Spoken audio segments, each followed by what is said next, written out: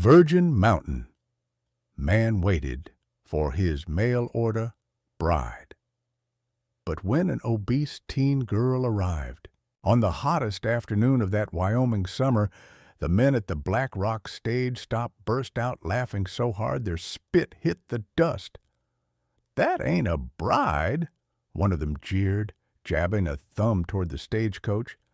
"That's the fattest orphan Denver didn't want. Poor mountain fool got robbed blind." The girl froze halfway down the coach steps, fingers clenched wide around the worn strap of her canvas bag. Her name was Clementine Murphy, 18. Fresh out of the Denver orphanage that had never, not once in 16 years, called her by anything but Clem or you, girl. She was short and soft, her blue-gray dress pulling at the seams over her round hips and the curve of her belly. The bodice had been let out so many times you could see the ghosts of old stitches. Her boots were second-hand and too tight. Her cheeks were full and pink from the heat, but her hazel eyes were wide with dread. She had memorized on the rattling ride west the few facts they told her about the man she was being sent to marry. His name was Ezra Whitfield. He lived on Eagle's Crest Mountain.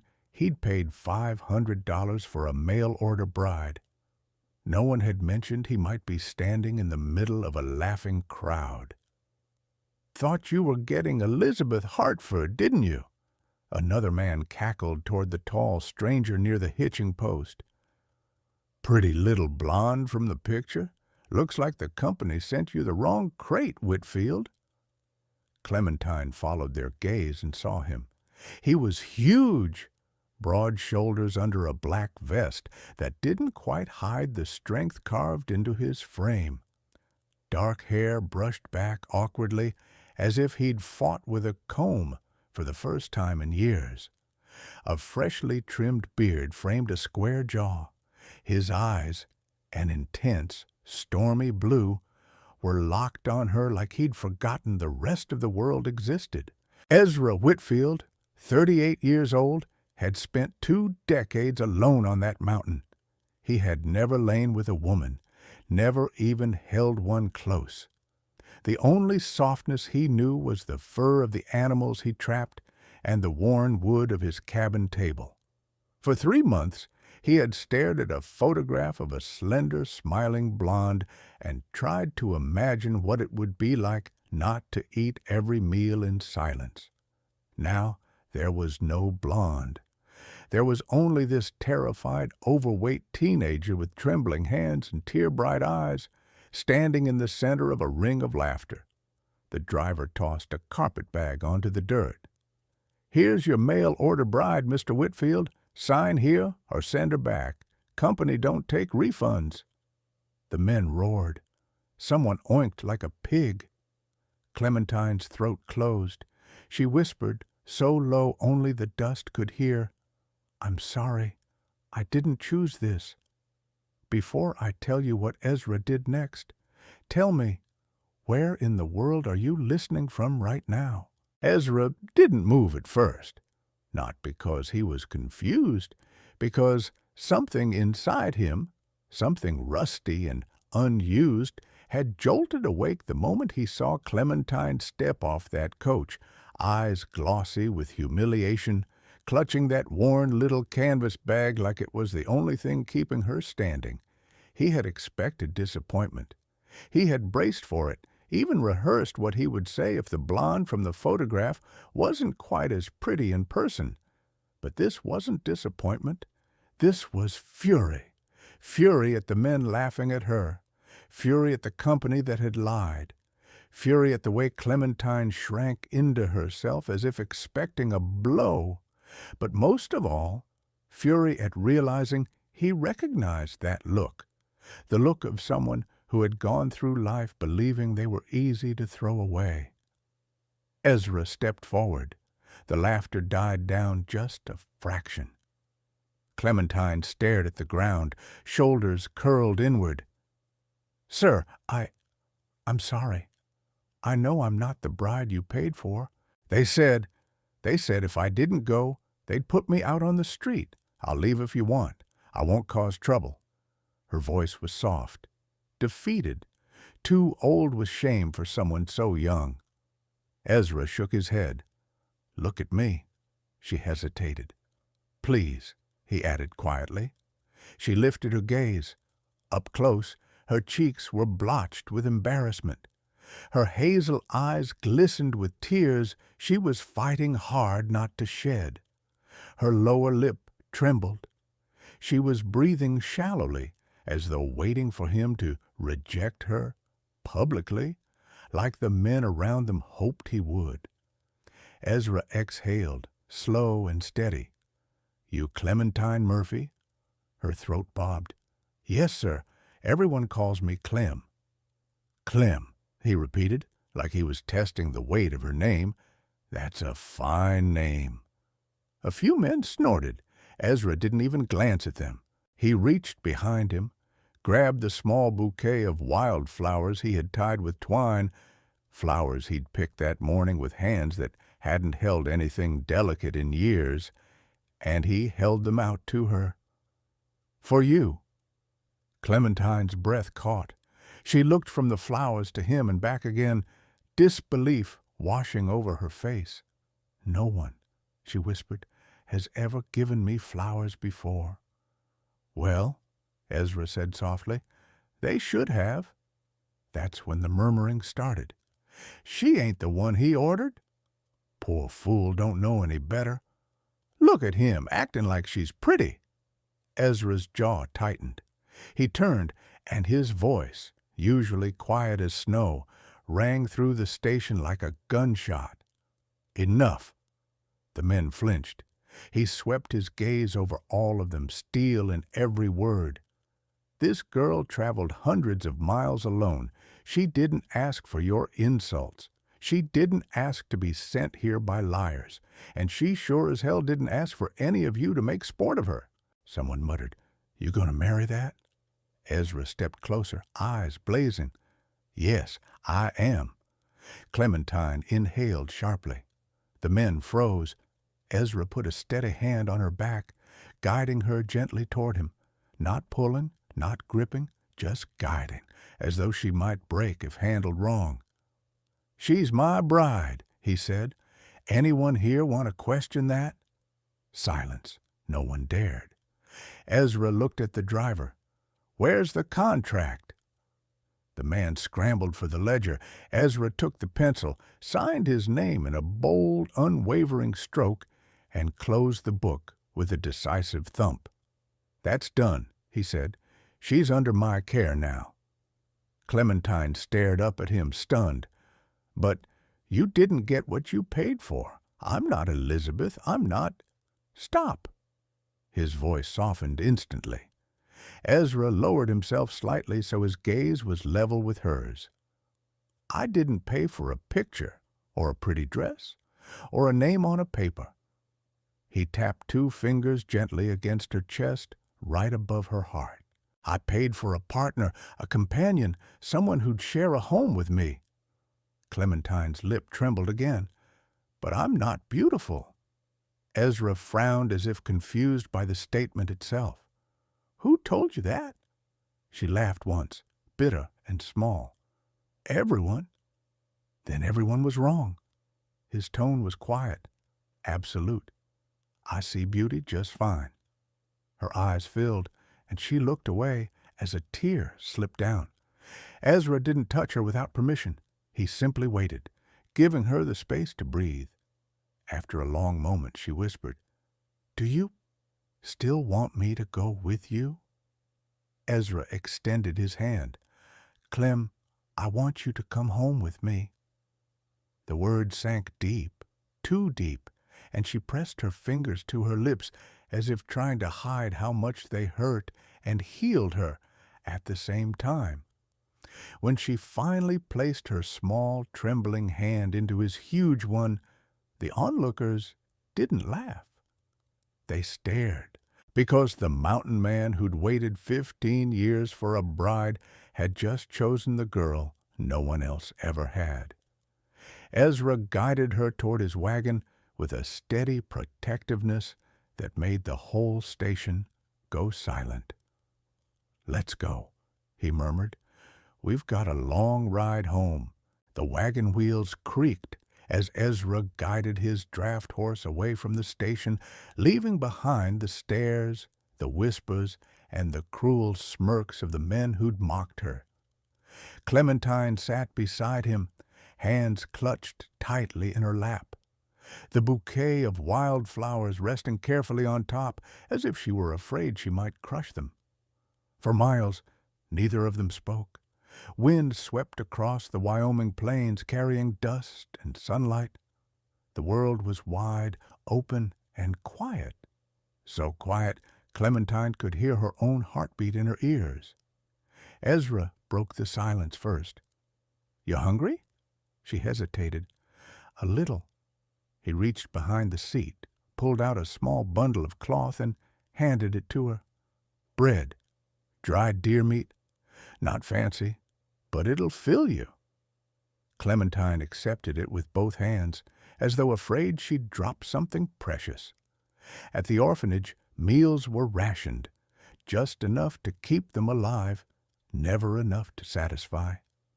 She took a small bite, then stopped. Is it all right if I eat?" she whispered. Ezra looked over at her, brows furrowed in confusion. "Clem, you don't need my permission to eat. But people, they always told me I eat too much." "You're small," Ezra said simply. She blinked. "Small? To me, yes." He said it with such sincerity, she almost dropped the bread. She ate carefully, slowly, making the food last. Ezra kept his eyes on the road, but she saw the way his jaw tightened each time a rock jostled the wagon, as if he somehow felt responsible for even the smallest bump she endured. "You cold?" he asked after a while. "A little." Without a word, he reached behind the seat again and pulled out a heavy wool blanket. He didn't throw it at her like she expected. He draped it over her shoulders himself, smoothing the edges gently, making sure it covered her completely. Clementine swallowed hard. No one had ever done something like that for her, not in her whole life. "Thank you," she whispered. Ezra nodded. "You're welcome." They traveled for hours, deeper into the wilderness. The town disappeared behind them, replaced by endless hills, dense forests, and distant peaks painted with snow. The air grew cooler, fresher, quieter. Birds circled overhead, and the sound of a river murmured through the trees. Ezra finally spoke again. "You tired?" She nodded. He slowed the horse. "We'll stop soon. There's a clearing ahead where I usually camp if it gets late." Clementine hesitated before asking, "Do you always travel alone?" "For the last 20 years, yes." "That must be lonely." Ezra shrugged, though not in dismissal. "You get used to it, but I'm tired of being used to it." Clementine looked down at her hands, twisting in her lap. "I've never had a home. Not really. I've never had anyone waiting for me." Ezra didn't respond right away. Instead, he glanced at her with a softness she wasn't prepared for. "You do now." Her breath caught, but before she could ask what he meant, the wagon rolled into a clearing surrounded by towering pines. Ezra brought the horse to a halt and hopped down. "Stay there," he said gently. "I'll help you." He walked around the wagon and extended his hand. Clementine placed hers in his. His grip was warm, steady, careful, as though she was something delicate. He helped her down, letting go only when he was sure she stood firmly. "Sit here," he said, motioning toward a smooth log near the fire pit. She obeyed, though awkwardly, unsure how to carry herself under someone's kindness she wasn't used to receiving. Ezra gathered firewood, arranged it with practiced movements, and lit it. Soon flames flickered, painting the clearing with gold. He cooked a simple stew over the fire, again not fancy but warm, filling, real. As the aroma drifted upward, Clementine hugged the blanket around herself. Ezra handed her a tin bowl and spoon. She took a small taste and stopped in surprise. "It's good," Ezra chuckled, rubbing the back of his neck. "It's edible, but I'm glad you like it." She ate slowly, savoring every bite. Ezra ate beside her, quiet but not tense. The silence was peaceful this time, like they were settling into each other's presence without needing words.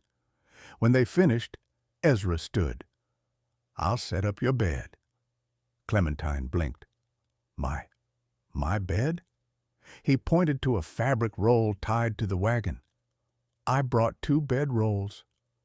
"Oh," she whispered, though the truth hit her harder than it should. He didn't expect her to sleep beside him. Her heart twisted with an ache she couldn't explain. Ezra unrolled one bed beside the fire and spread a thick blanket over it. Then he unrolled the second bed several feet away, giving her space, privacy. "You sleep here," he said, pointing to the closer bed. "It's warmer." "And you?" she asked quietly. "I'll be right over there. Close enough if you need me. Far enough not to make you uncomfortable." Clementine looked at him for a long moment, her voice small but steady. I'm not afraid of you." Ezra froze, surprised. "You're not?" She shook her head. "You're the first person who's ever been gentle with me." The fire crackled between them. Ezra lowered himself onto his bedroll, but his eyes didn't leave hers. "Well," he murmured, voice low and honest, "I'll keep being gentle, for as long as you'll let me." Clementine lay down, pulling the blanket to her chin. For the first time since she stepped onto that wagon in Denver, she didn't feel terrified. She felt safe. The night deepened. The fire burned slow. The wind whispered through the trees. Somewhere between exhaustion and relief, Clementine whispered, so soft she wasn't sure he'd hear. "Good night, Ezra." Across the fire, his voice came back. "Good night, Clem." And for the first time in her life, she fell asleep, knowing someone would still be there when she woke. Morning came gently on Eagle's crest, sunlight filtering through the trees in soft ribbons of gold. Clementine woke to the smell of something warm and savory drifting through the clearing. For a moment, she didn't remember where she was. Then she saw the pine branches arching overhead, the dying coals of the fire, and Ezra crouched beside a small pot suspended above the embers. He glanced over his shoulder when he heard her stir. "Morning," he said softly. "I didn't want to wake you." No one had ever said that to her before. At the orphanage, being awake or asleep never mattered. Adults barked orders from dawn to dusk. Hearing those words now felt like being wrapped in a quilt from the inside. Clementine sat up slowly, clutching the blanket around her shoulders. "You cooked?" Ezra nodded. "It's oatmeal. I added berries. Found them yesterday." She blinked. "You picked berries?" He shrugged. "Figured you'd like something sweet." Her throat tightened. She had no idea what to do with the gentleness in his voice. Ezra carried the pot over and poured the oatmeal into 2 tin bowls. He handed her one, careful not to let the metal burn her fingers. She took a bite, the sweetness blooming on her tongue. "It's good," she said quietly. He sat across from her. "I'm glad." They ate in silence, an easy silence this time, before Ezra stood, brushing off his hands. "We've got a few hours' ride left," he said. "If you're ready." Clementine nodded, though her stomach fluttered with nerves. Riding toward the unknown was better than returning to the life she came from. As they packed up camp, she watched Ezra move with quiet purpose. Every gesture was deliberate, steady, sure, like he'd been carved into the shape of a protector long before she ever arrived. When the wagon was ready, he helped her aboard and began the ascent toward the cabin. The air grew cooler as they climbed, the forest deepening around them. Sunlight danced through the branches, scattering on the path like broken gold. "Ezra?" Clementine asked after a long stretch of quiet. "Hmm? Why did you build your home up here?" He considered the question. "I like the quiet. The world down below, too loud, too cruel." He glanced at her briefly. "Up here, you can breathe." Clementine tucked that into her heart. She liked that he wanted her to breathe too. They reached the top of Eagle's Crest as the sun reached its highest point. When the trees finally opened, Clementine gasped. The cabin wasn't just a structure, it was a home built with care. Logs fitted tightly, windows polished, a sturdy porch with 2 rocking chairs, and a garden blooming behind a wooden fence. Smoke curled gently from the chimney. Beside the house stood a barn, neat and well kept. Ezra parked the wagon and helped her down. "This is it," he said. "Our home." The words hit her like a blow. Our home, as if she belonged here already. He led her inside. The cabin was warm, simple, but beautiful. A stone hearth dominated one wall, its mantel lined with small carved animals. Furniture Ezra had clearly built by hand filled the room. Smooth wooden chairs, a heavy dining table, a sofa padded with thick pelts. A tidy kitchen stood near the back, with copper pots hanging in neat rows. Her eyes drifted to one detail that made her smile faintly. A vase of fresh wildflowers on the table. The same kind he'd given her yesterday. "You cleaned," she whispered. Ezra nodded. "Didn't want you walking into a mess." "You cleaned for me?" "For my wife," he said simply. Clementine's breath caught. Ezra walked toward the hallway. "Come, I'll show you the room." He opened the door to a bedroom lit by soft afternoon light. A large bed sat against the far wall, beautifully made, with quilts layered in blues and greens. A small dresser stood in the corner, and a window looked out over the valley below. "This is our room," Ezra said. Clementine's heart thudded, but there was no fear, only warmth, only the deep, dawning knowledge that he wanted her here, not as an obligation, but as someone he intended to cherish. She set her small bag on the dresser. Ezra lingered by the door, shifting awkwardly. "I didn't know your favorite colors," he said, voice rough with embarrassment. "So I used mine. But if you want different quilts, I can—" "No," Clementine said quickly. "It's perfect." Ezra's shoulders relaxed. They spent the afternoon settling into their new life. Ezra showed her the garden behind the cabin, rows of tomatoes, carrots, emerald lettuce. She knelt beside the plants, running her fingers over the leaves. "You grew all this?" she asked. "I try," he said, "but I could use help." Clementine looked up at him. "I'd like that. I like taking care of things." His answering smile was small, but surprised, as if he wasn't used to anyone offering help. He took her to the barn next, introducing her to his mare, Juniper, a gentle brown-eyed creature that nuzzled Clementine's palm immediately. "She likes you," Ezra said. Clementine giggled, a sound she didn't recognize as her own. Ezra stared a moment too long, as if the sound caught him off guard in the best possible way. Inside the cabin again, Clementine unpacked the few belongings she had while Ezra chopped wood outside. She peered out the window, watching the steady rise and fall of his axe, the power in each stroke, the ease with which he split the logs. Her cheeks warmed without her permission.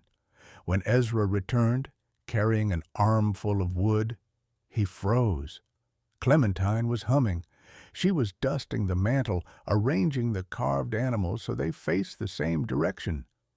The sunlight caught the curve of her cheek, turning her skin golden.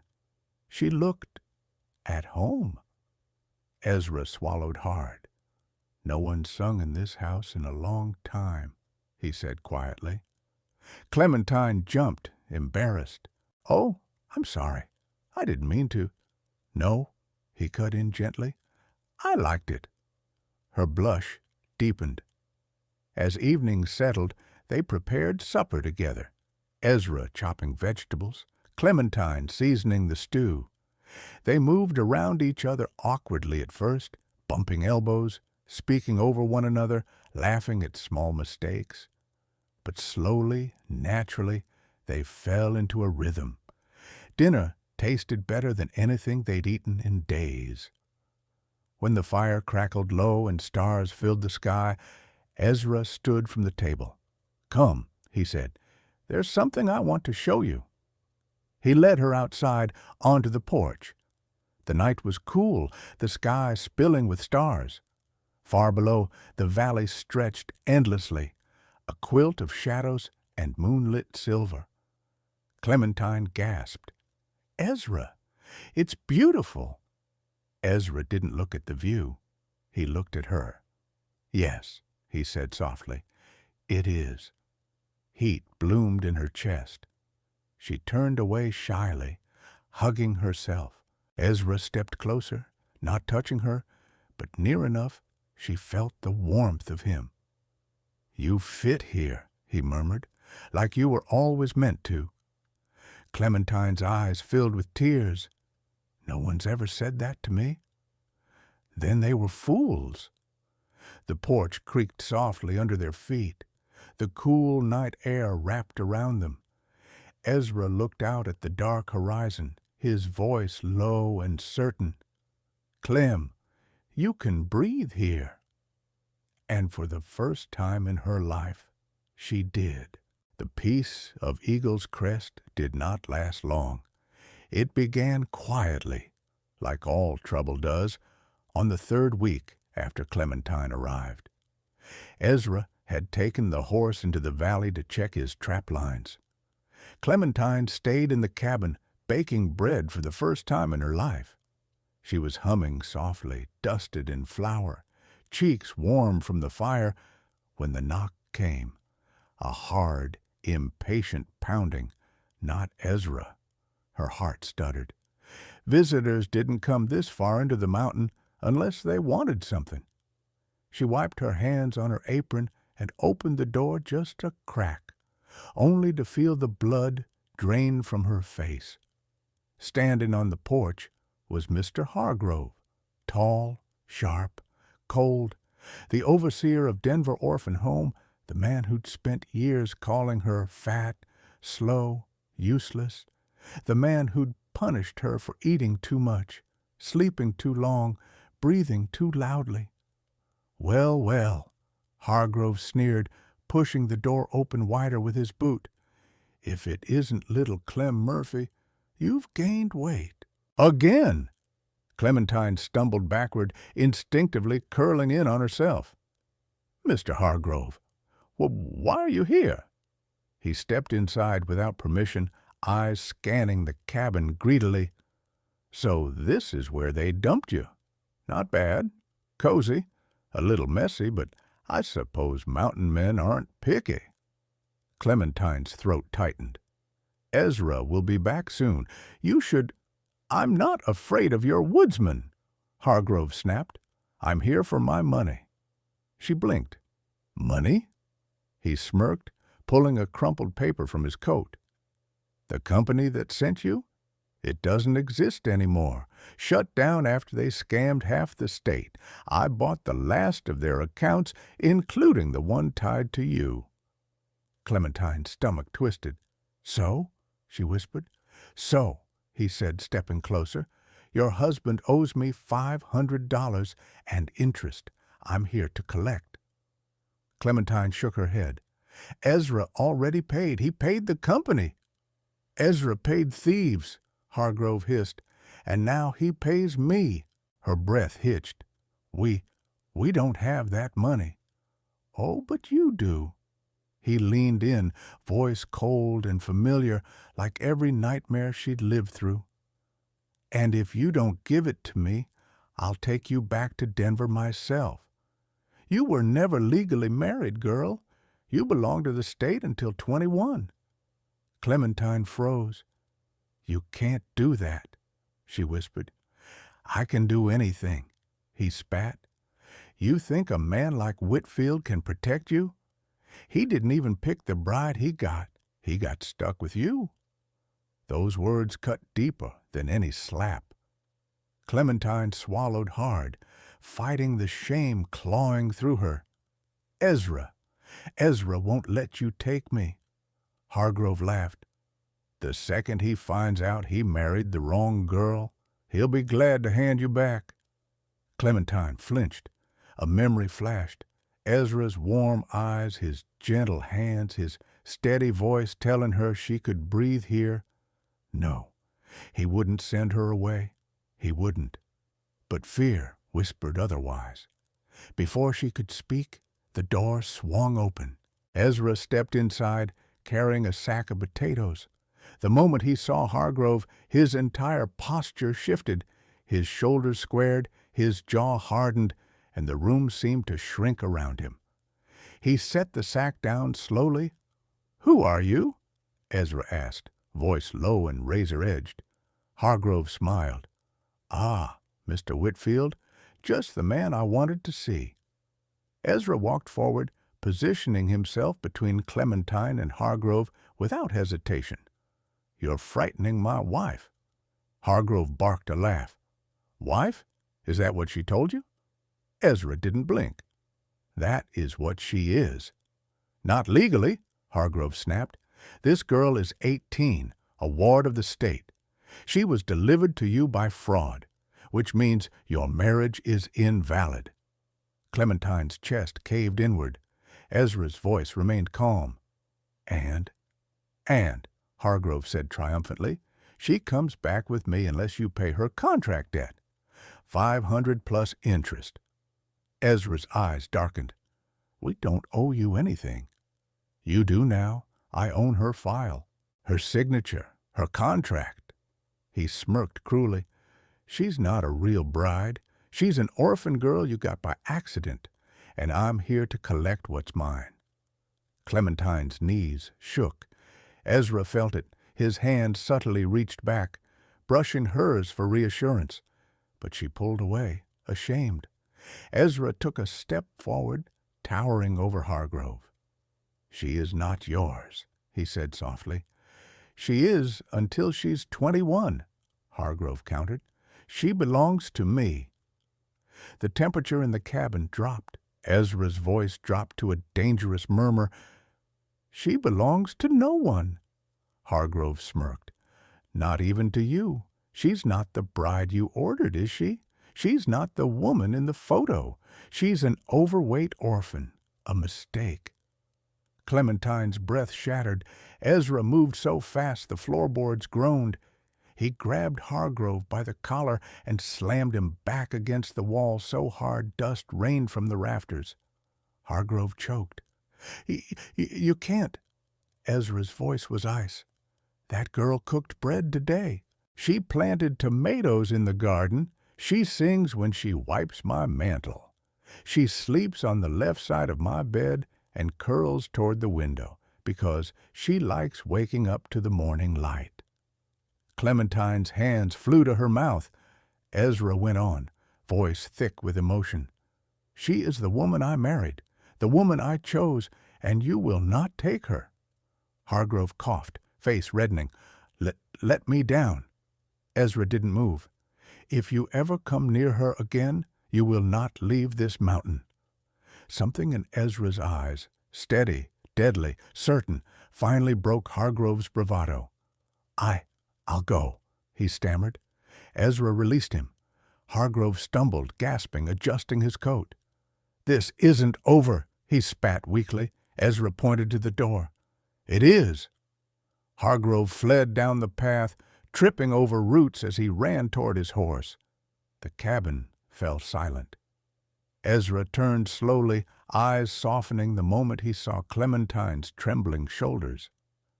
"Clem," he murmured, "come here." She shook her head, tears blurring everything.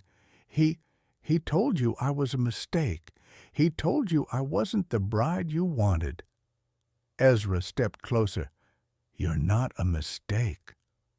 "You didn't want me?" she whispered. "You were supposed to get someone pretty, someone older, someone better. Ezra cupped her face gently, forcing her to meet his gaze. "I wanted a wife," he said. "I got you. The only thing I regret is not meeting you sooner." Clementine's tears spilled over. Ezra pulled her into his chest. "I will never let anyone take you from me. Ever." Clementine sank into his arms, sobbing softly, but now with relief, not fear. Outside, the sun slipped behind the mountains. Inside the cabin, Ezra held her like he'd never let go. Ezra sensed trouble before he saw it. 3 days had passed since Hargrove fled down the mountain like a whipped dog, but the air felt wrong now, heavy, electric, waiting. Even the pines seemed still, as though the whole mountain held its breath. Clementine felt it too. She stayed close to Ezra, always within sight, stirring stew or folding blankets while glancing toward the door as if expecting a monster to step through it. By late afternoon, Ezra stepped onto the porch, scanning the bend of the trail far below. His jaw tightened. A rider appeared, then another, then 2 more, 4 horses, 4 men. One of them was Hargrove, and riding beside him, Sheriff Roland Pike of Black Rock. A man known for 2 things, a badge that never kept him honest and hands that stayed open for bribes. Clementine came to the doorway behind Ezra. "Is that him?" Ezra stepped forward, blocking her with his body. "Stay inside, Clem." But inside. His voice wasn't harsh. It was protective in the purest form. Clementine's chest tightened with fear, and something warmer, heavier, love blooming like a bruise. The horses drew near, dirt kicking up around their boots as they dismounted. Sheriff Pike tipped his hat lazily. "Afternoon, Whitfield. Heard you're harboring state property?" Clementine winced. Ezra didn't blink. "She's my wife." Hargrove spat on the ground. "She's an orphaned minor. She belongs to the state until 21, and she's under contract to me." Ezra stepped off the porch. "She belongs to no one." Pike raised a brow. "Law says otherwise. Now, you can hand the girl over easy like, or we make this a problem." Ezra didn't touch the gun at his hip. He didn't have to. His presence alone shifted the space around them, the kind of stillness that comes before an avalanche. "She isn't going anywhere," he said. Hargrove smirked. "You think you get to choose? She tricked you. She's not even the bride you paid for." Clem flinched behind him, but Ezra only stepped forward, cutting Hargrove off with a glare sharp enough to slice bone. "I chose her," Ezra said, "every day since she arrived." Pike sighed. "Look, Whitfield, I'm trying to be civil here. The girl owes money. Hargrove's got papers. If you want to keep her so badly, pay up." Ezra's jaw tightened. "We don't have that kind of money." "Then she's coming with us." Hargrove grinned, reaching for the steps. "Come along, Clemmy girl. You always were too fat to run." The door slammed open. Clementine stepped out. Ezra spun in shock. "Clem!" She shook her head. Her hands trembled, but her voice, when it came, was steady.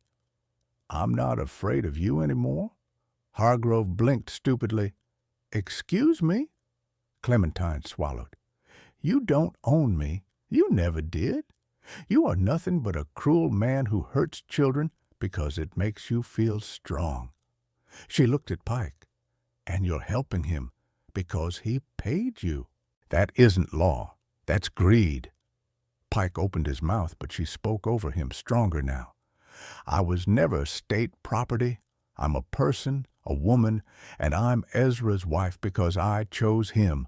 I want to stay here with him." Ezra stared at her, awed, proud, stunned. Pike frowned, shifting uncomfortably. "Look, girl, it ain't that simple." "It is," she said, "because I'm 18. I am legally an adult, no matter what they told me at the orphanage, which means I don't belong to anyone." Hargrove's face drained of color. That can't." "I read the ledger," Clementine said quietly. "The day they sent me away, they kept all the girls until 18 for labor. We were never minors after that. We were just cheap workers you didn't want to lose." Pike's head snapped toward Hargrove. "Is that true?" Hargrove sputtered. "She's lying." Clementine stepped down the last stair, her hand finding Ezra's. She squeezed, drawing strength from him and giving him strength too. "I'm not lying." Ezra squeezed her hand back, his voice low and lethal as he faced the sheriff. "You heard her." The mountain wind howled through the clearing. Pike exhaled sharply. "If what she says is true, I can't take her." Hargrove lunged desperately. "No, I paid. She owes me." Ezra's fist caught him mid-sentence. The man dropped like a stone. Pike didn't intervene. He simply watched the unconscious body in the dirt and cleared his throat. Suppose this was a misunderstanding. He tipped his hat. "Good day to you both." He mounted his horse and rode off, the other deputies following. Hargrove was left lying in the dust. Ezra didn't look at him. Clementine didn't either. Ezra turned to her, brushing a trembling thumb across her cheek. "You were brave," he murmured. "Braver than I've ever been." Clementine's breath shook. I did it for you." Ezra pulled her into his chest, strong arms wrapping around her as if she were the most precious thing on earth. "For us," he corrected softly. And there, on the porch of the cabin that now belonged to both of them, Clementine finally understood. Fear had shaped her life, but love would shape her future. The cabin glowed like a lantern in the dusk. Ezra kept one arm around Clementine as they walked up the steps. He didn't look back at the road, didn't spare a glance for the man still unconscious beneath the pines. That chapter had already closed. The only thing that mattered was the soft weight of her hand in his. Inside, the fire crackled gently. The stew Ezra had left simmering earlier filled the room with warmth and rosemary. But neither of them went to the table. Clementine stood in the center of the room, her hands twisting together, a leftover habit from a life spent bracing for punishment. Ezra gently took her hands and stilled them. "You're safe," he murmured. "No one will come for you again." Her breath shook. I've never felt safe before, not once." "You are now," he said, "for as long as I breathe." Clementine's eyes welled. "When Hargrove rode up, I thought you might send me back, that maybe I wasn't worth fighting for." Ezra cupped her face in both hands, his voice a low, steady vow. "Clem, I didn't choose you because you arrived on a wagon. I chose you because you looked at me with fear in your eyes and still trusted me. I chose you because you are brave, even when you don't think you are. I chose you because you're good and kind and strong." She leaned into his palms. I didn't feel strong." "You were," he whispered. "You stood on that porch and told the truth when everyone else had always told you lies." Clementine pressed her forehead to his chest. His heartbeat thudded under her cheek, slow, solid, hers to hold. "Ezra?" she whispered. "Yes, sweetheart. Do you ever think about the wife you might have had? The one you imagined? The woman in the photograph?" Ezra didn't hesitate. "No, because she was never real." He tilted her chin up. "But you are." Something broke open inside her, something bright. Ezra took her hand and led her to the small couch near the fire. They sat close, her knees touching his, her hand in his, their breaths mingling. The flames flickered across his face, softening the hard lines, warming the loneliness that had carved itself into him for 20 years. "I waited a long time," he said quietly, "longer than I should have. I thought no one would ever choose a man like me. I thought I'd die on this mountain alone." His thumb brushed her knuckles. "I'm glad I was wrong." Clementine swallowed past the ache in her throat. "I never thought anyone would choose me either." Ezra leaned in, resting his forehead against hers. "Then maybe we were meant to find each other. Maybe this was always the story." His lips brushed hers, soft, slow, full of promise rather than urgency. A kiss not of possession, but of belonging. When they parted, Clementine whispered, "Ezra, is this really my home now?" Ezra's eyes burned with something tender and fierce. "It's your home if you want it, Clementine." She pressed her hand to his chest. "I do." The fire crackled. The wind quieted. The world shrank to the glow of the room and the two souls inside it. Finally safe. Finally chosen. Some stories end quietly, not with gunfire or shouts, but with two people finally realizing they were meant to be chosen. Clementine and Ezra remind us that sometimes life gives us the wrong beginning so we can find the right ending. And maybe that's why these tales travel so far, because somewhere, someone listening tonight still hopes to be loved just as they are. Where in the world are you listening from? Your comments bring these stories alive. If you still believe love can grow in the unlikeliest places, stay with me. The next story is already on its way.